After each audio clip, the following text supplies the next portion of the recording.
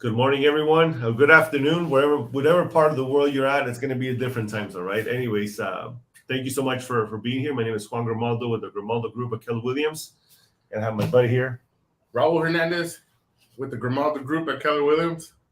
And we have a special guest today, right, Raul? Oh yeah, Who's that? We have the very famous Lauren Fisco, Lone Whisperer. I am a lone whisperer. About yourself, Lauren. Hi, everybody. Thank you for having me on. Appreciate it.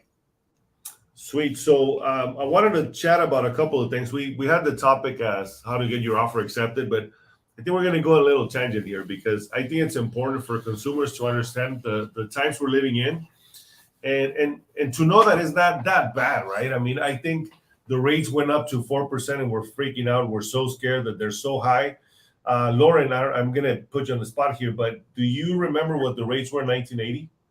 I believe they were I could pull it up. Actually, I have the graphic of it, but I think they were around 14 to 16, something like that. We are still, this is historically low.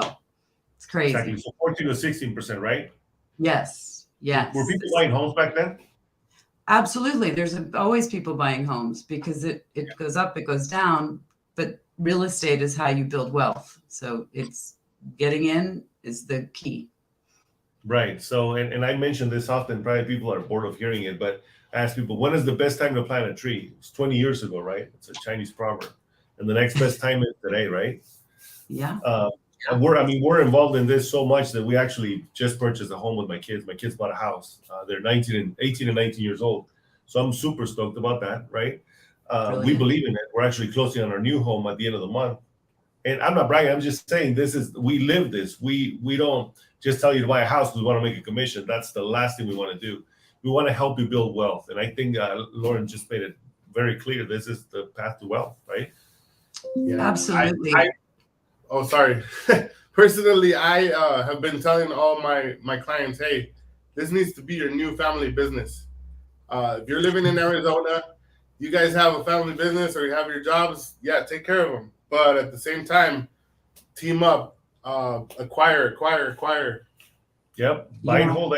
People like to flip. I don't. I like to buy, hold, and then have other people pay my mortgages. I'll take advantage of the tax breaks and everything. And, the appreciation and the depreciation, right? So the one thing I wanted to talk about, Lauren, is, which I think is very important, is for those people that are waiting to purchase because they want the market to crash or they're hoping for the market to crash. By the way, I've heard somebody very prominent say that hope is not a strategy, right?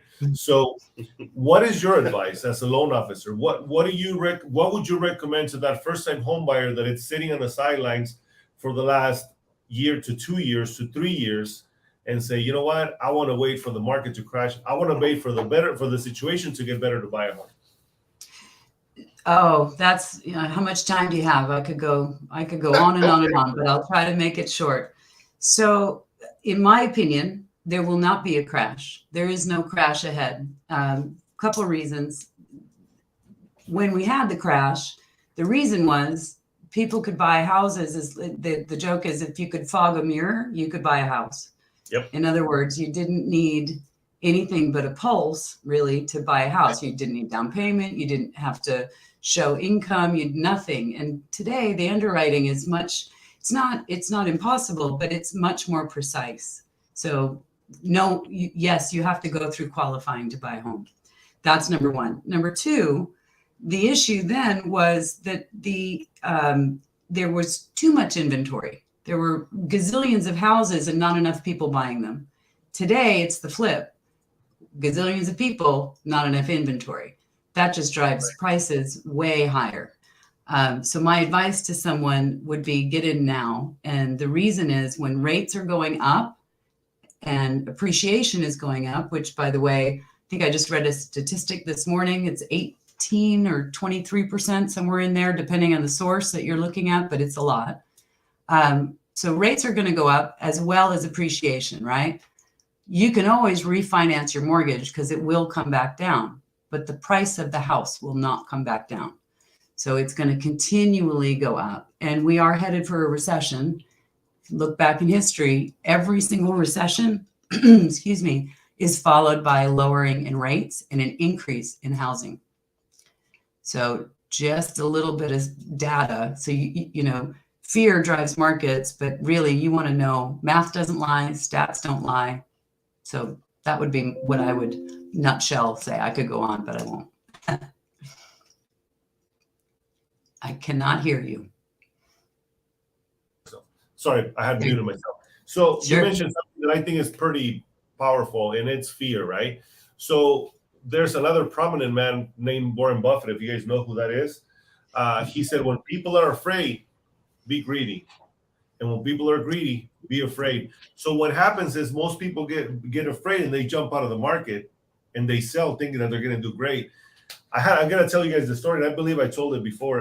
One of my clients wanted to sell his house about 3.5 years ago, because he was going to wait to buy a property cheaper because the market was going to crash. I sold his house. You remember, I think you met the guy too. So I sold his house. I begged him not to sell it, but he was going to do it anyway. So listed his home, sold it for like $175,000. He bought that home for $90,000, right? His payment was super low. His payment at that point, even if he would have kept it at that point and bought it or refinanced it, was going to be super low. Long story short, he's still renting up to this point, and he cannot purchase a home anymore. He's priced out of the market, and he's paying about $1,800 a month in rent. So we bring this to you guys. We don't, of course, we are in business. This is what we do. This is what we live by. But we're not doing it just for the money. We really, truly want to help you guys out, get into a better situation, which is owning your own home, right? And if you're renting, you can attest to this. Your rental price is huge compared to buying, even though the rates went up. And we're going to have Lauren talk about a little deeper into this conversation about that. You're still better off if you purchase a home than if you rent, correct? Absolutely. For sure. Yeah. The real estate is a wealth building tool. So mortgages should never be a big old debt pit. It should be a way to leverage wealth, really.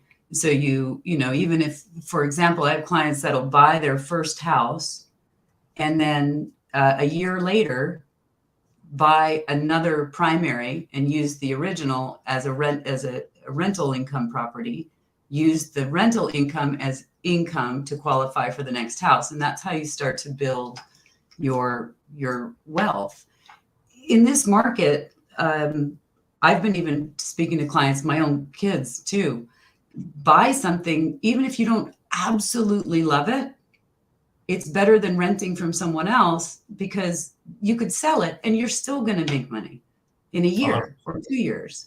So rather than, and I get it, the inventory is low and it takes effort and time to go look at houses and go fight multiple offers, but you get the right team, you'll be okay. Amen. So one of the things you mentioned is the multiple offers, right? We deal with that quite often. And I was also sharing, I have a lot of stories. So about 2011, we short sold our home. We were part of those statistics. We bought a house in 2004. We rented it out. We moved in 2006 to a nicer house or bigger house.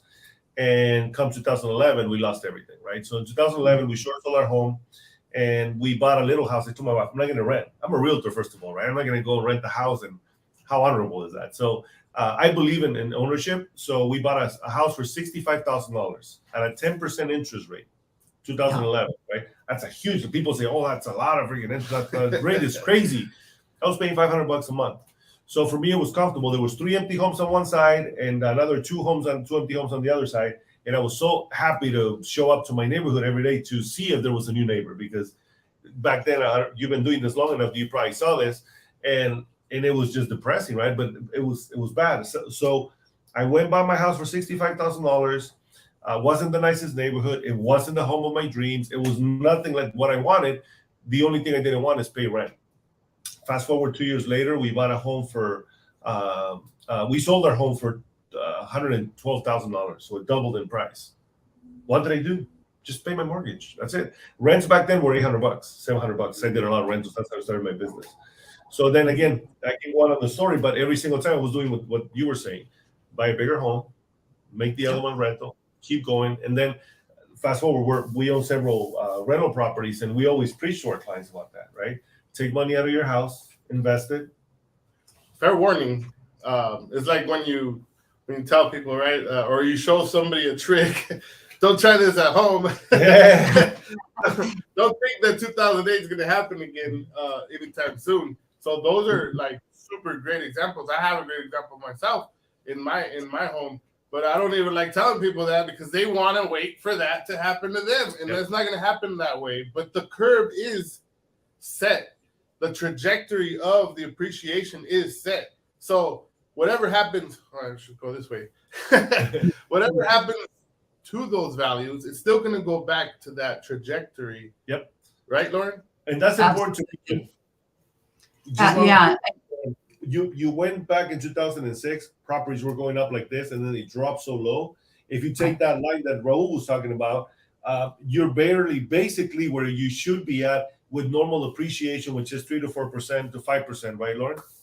Absolutely, but that's not what we're at now. So we're more around 18 to 23. So yes, all these world factors, COVID, Ukraine, inflation, we have to have inflation, otherwise things get out of control, and it's going to have a correction, and that's when rates will fall, and that's probably, I don't know, year and a half from now. But let's say. Sorry, just real quick. Wherever you're at, people, wherever you're at in the market, if you're considering to wait, eliminate that from your hopes and dreams. That's not going to happen.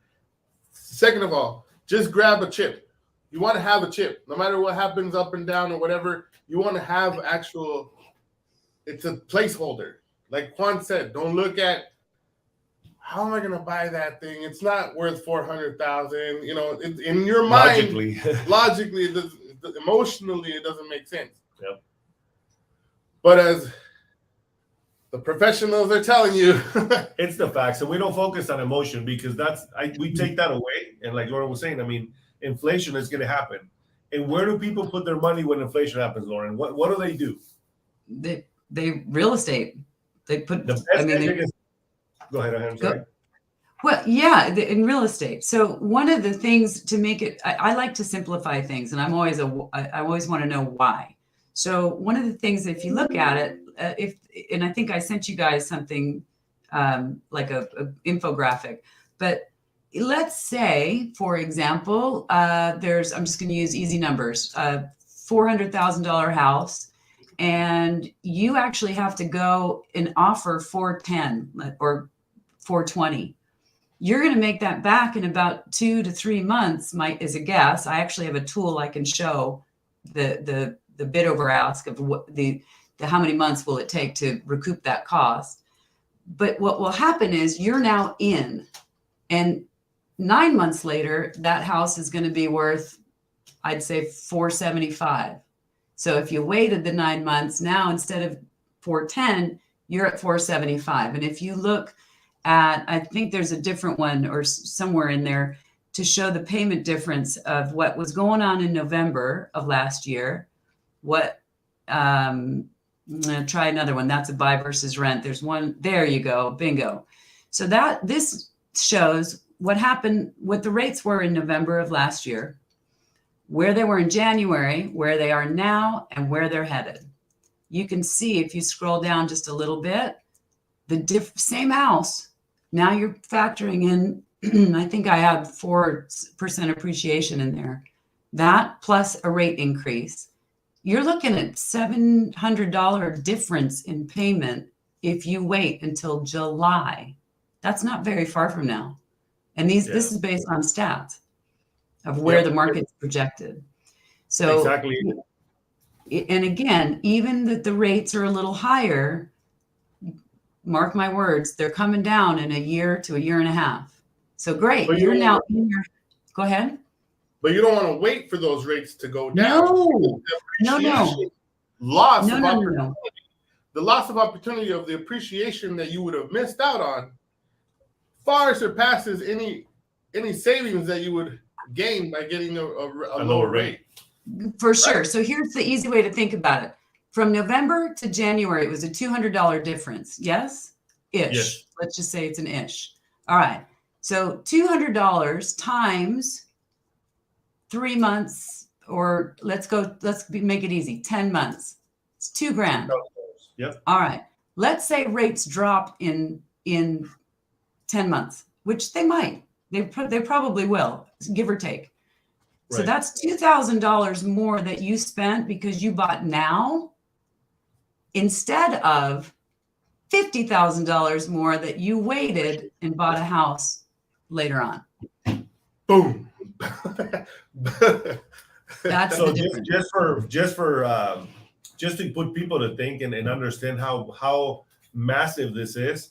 If you bought a house last year, and I can bring you several clients that went and bought a new build with us. With us, remember that word. They bought a new build with us.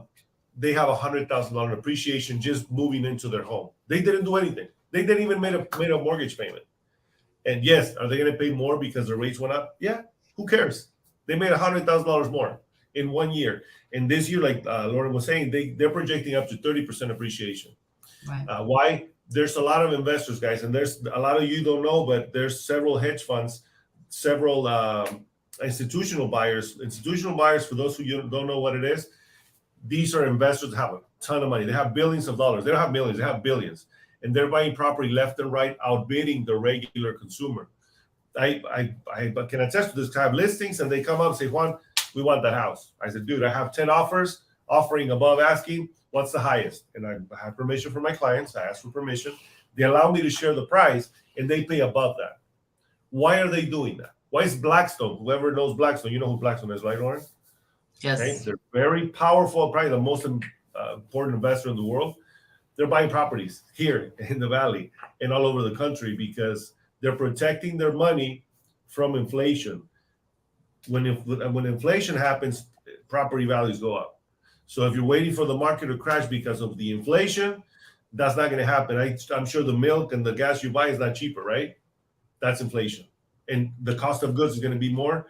It's going to cost you more. If you have money in the bank every single day that goes by, because those goods are higher in price, your money just keeps getting cheaper and cheaper. So $1 is not going to buy you the same thing today as they're going to buy you the next day. Right. And then at some point that will turn around and go into recession, and then it will flip. And that's how it goes. It ebbs and flows. So get in on the beginning of the rise so that you can take advantage as it goes down. And people think that this is the peak. And you're mentioning the beginning of the ride. We're not there yet, guys. No. This is just the beginning, because these prices today, again, Lauren, you've been doing this long enough. In 2005, we're pretty much around there, maybe a little higher. But these are 15-year-old prices, 16-year-old prices. So when you see the prices and the rates go back to 1980, go back to 2000, go back to 2005, 2005 and 6, what was a good rate back then, Lauren? Oh, I can't remember. You put me on the spot. I can't remember. What, 10? It was about 7%. I had an 8 and a 10% because I had a first and second mortgage. But for all of those that think that this is bad, a great rate, if you had a 800 credit score and 20% down, oh yeah, 8%, 7%. So again, if you want to wait for the perfect scenario, this is it. The other thing I just want to throw out there is that there was an increase in the conventional and FHA loan limits. And I'm sure you guys know, maybe your viewers don't. They don't do that unless values are going up. I mean, there's no way the FHA would say, hey, we're going to raise our loan limit if we think values are going to go down. There's no way. So FHA is now 441 to 600, and conventional is 647 200. So those are increased from last year because appreciation is going sky high. So another validating factor. Yeah. The law of supply and demand. A lot of people, they hear it and it's very common knowledge, supposedly, right? And also gravity. Gravity is common knowledge too, right? I mean, that's a law, right? Okay, so same thing applies. Like the only thing that can affect prices is how many people want the thing and how many things there are. Yep. That's it. Right, Lauren? Am I right? Or is there something else? No, that's it. You know, at least for me and the clients that I work with, the predominant feeling that I see is it's a lot. It's too much work. There's so many people wanting these houses. It's too much work. And I think the difference really is realtors like you and the team that, you know, we kind of create around our clients to, you know, I'll call a listing agent. If you're making an offer, I'm going to call the listing agent and explain how qualified your client is and how quickly we can get this done and how, you know, all the things that we do to keep our, we have an average clear to close of 11.3 days, just saying. That's insane. That's awesome. Right? So we work really hard to, you know, keep everybody updated and move your file quickly. There's sometimes where you want, you know, there might be a post-possession where, you know, the sellers don't want to move out yet. Cool, we can do that too. So as long as we are behind you, then we can help you get it even despite all the multiple offers. So I think a lot of people are just, it's like, you know, house fatigue. They don't want to go look at more houses, or they just give up before they try. And I would say, don't give up. Get in. We got some really cool stories about our clients. Raul, actually, when he first came on board, I had a rent. We bought a property with my brother as an investment, and we put it up for rent. A guy calls us up and said, I want to rent the property. I'm like, do you really want to pay my mortgage? You want to buy your, you know, home? He's like, I've been looking for over a month and we haven't had any success. I says, give us a shot. And Raul took him out and Jaramillo and went under contract the same weekend. So it makes a big difference when you have the right team. Obviously, we want to have a great lender behind us, because if you have a great lender, we can then go fight together, and the battle is very smooth. So we're taking down quite a bit of other offers, and again, just got to have the right team. It's like going to court, right? Are you going to take a good lawyer or a cheap one? Right. And that's the thing. If you remotely have a desire in your heart somehow of being an owner versus renting, which I'm hitting like 90% of you people, because there's some people that are like, I don't ever want to own nothing. And okay, well, that's a different person. I'm not talking to that person. I'm talking to the person that has a remote interest in purchasing one day. You find yourself around Juan Grimaldo's in the world and Lauren Fisco's in the world. They will make all and Raul Hernandez in the and world. Raul Hernandez is in the world. We'll make all those vague dreams possible because we put the pieces together for you. Lauren loves puzzles. Juan loves the action. I love seeing people's hearts, you know, getting melted because they just opened up their door. And we all love that. Yep. And we're here for you. And one thing that I want to mention, guys, that is very important is, and you, Lauren, can help me with this if I'm, or let me know if I'm mistaken. It used to be that if you made $60,000-$70,000, that was a great income for a great property to qualify for. Mm-hmm. What is the minimum right now to qualify for a home? Oh, that's a difficult question. I'm going to share with you. I was at a training with Tina Tamber for the market update. I'm a geek with this stuff, so I need to know what's going on. So basically, right now, for anyone to purchase a home, the average for what the average in Phoenix is about $90,000. So if you by yourself make $90,000 a year, you're fine. But it's scary because again, 40 to 60,000 was our average. I think right now it's about 50 some and change, the average income here, which it makes it really difficult for people to qualify. So again, we've been talking about this for years now. We've been talking about affordability, and it's getting to that point where it's going to be very difficult for everybody to qualify. So I want to speak to that from a lender perspective, because that might be from I know Tina, she's great. She's every week always on point. From a lending perspective, that is a really hard question, because I need to know, in order for me to create the strategy, I need to know all the puzzle pieces. Yep. So you could make, 60, and I have clients that do, and if they don't have any debt, buying power goes up. That's the key. Yeah. So, do they have a VA benefit? I can't tell you how many people I speak to that are vets, and they don't even know what their VA benefit is. They had no idea. So that's another one. FHA and VA, a little more flexible on ratios.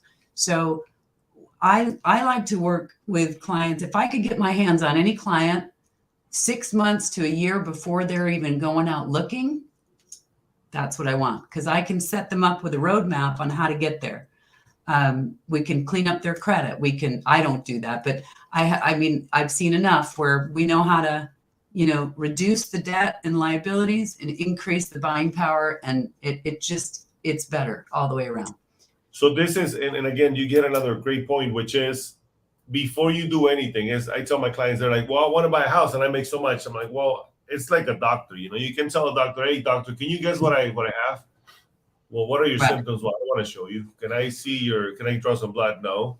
How about an x-ray? No. Then how the hell am I going to get you a freaking answer? I need some information. So the best thing to do, and Lauren, I appreciate that, because that goes to show you the type of professional you are and how you can help people get there. It's not like you come to us and we say, oh, you know what? You don't qualify. Sorry. We say, okay, what can we do to help you get there? What options do we have? And when I was doing loans, it was the same thing. That's why I loved it, because you get to be creative and you get to put the pieces together to say, okay, how much you make? What are your debts? What can we do? How can we help you? How can we increase your credit score? And that's what matters. I mean, we're not here to just take your money. We're here to help you get to that point, and we want to get you to the finish line, no matter what your situation is. And again, another story is when I bought my first house, I was the worst nightmare for a lender.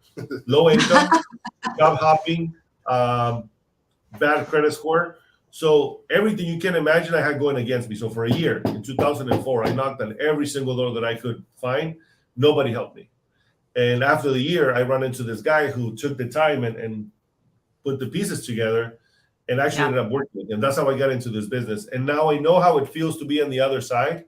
For that reason, for me, I'm not here just to make money. I'm here to help people reach their goal, because I know how it feels to be in that part or in that position.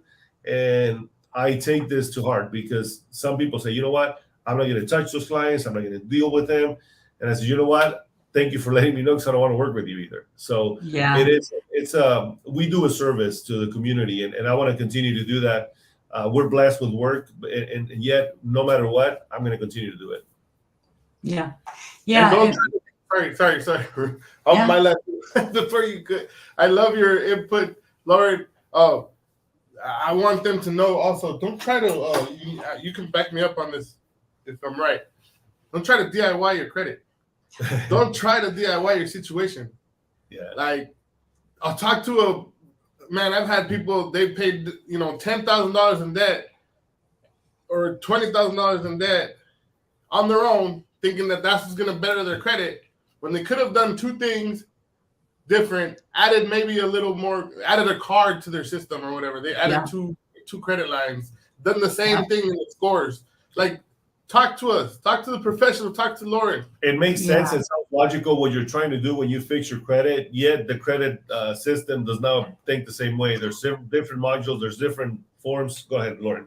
I want to give just one piece of advice to anybody that's grappling with any kind of credit stuff. And it's so cool, because there's a lot of, Dave Ramsey people, which I think is kind of cool. I disagree with him on the mortgage piece. The debt piece, I think is I don't, anyway. So what I see a lot of is people will have credit cards, and they've gotten into trouble with credit cards. It's easy to do. And then they finally, woohoo, they pay them off, and then they close them. Don't do that. So if you have credit cards and you can pay them down, you want the balances below 30%, below 10 is better. But what you want to do, here's a little hack, super easy. Everybody's got some kind of static bill, whether it's a Netflix account, a cell phone, Google storage, Spotify, those bills that are reoccurring every month. All the cards that you get down to zero, do not turn them off. That's part of your credit score. Put one static bill like Spotify on this card, auto pay from your bank. Never think about the card again. You can cut the card, but it never gets turned off, because that credit history is super, super important. So if you finally get your credit back to where you want it to be, and you turn that card off, you lose all the effort that you just worked so hard to get that balance down. That's part of it. The other part is the history. So there's my little Wednesday life hack. Awesome. Just easy one. Awesome, guys. Well, yes, we appreciate you coming, Lauren, to our Sure. show, and we're going to invite you once again. We love having these conversations. So, again, we just want to create that space where you guys are able to ask questions and let us know what you guys want to hear about. And I mean, we're here to, we know most people are afraid of sharing what knowledge they have. I feel like the more you learn, the more you earn. And if you're open to learning, I mean, we're here to help you guys and provide you with information. And also, if you're not buying a home, if you're thinking the market's going to crash and this world's going to end, we can sell your home too. I mean, we need properties. There's very little inventory. We're here to help. Yeah. Thank you so much for having me join. That was fun. Thank you for joining us. Appreciate you. Last thought real quick. Those people who have all that equity and they don't know what to do with it, we can help you. Yep. We can show you ways to invest. We've done it. And if you want to get a free book, just type your name in the chat. Text me your phone number, or there's my phone number. You can go text me and I'll gift you guys a book. It's called The Millionaire Real Estate Investor. I started investing before I read it. I found that you're thinking about putting your money to work. Your houses can have babies, like Raul was saying. That what I do is say, as soon as they have equity, refinance, pull it out, buy another house, and then that one goes up, and the tenants are paying for your mortgages. And before you know, you're gonna have a bunch of properties that are gonna help you with your retirement and subsidize it too. And your babies can have houses that have babies. Yep, and then you can be in for me it's Cancun, just enjoying the beach, having fun, and then coming back to work. So I like this too. I love it. Awesome, guys. Thank you so much, Lauren. Anything else? Anything else, Lauren, before we go? No, I'm just grateful. Thank you. Thank you. Take care. All right, guys. Take Give us a care. call, leave your comments.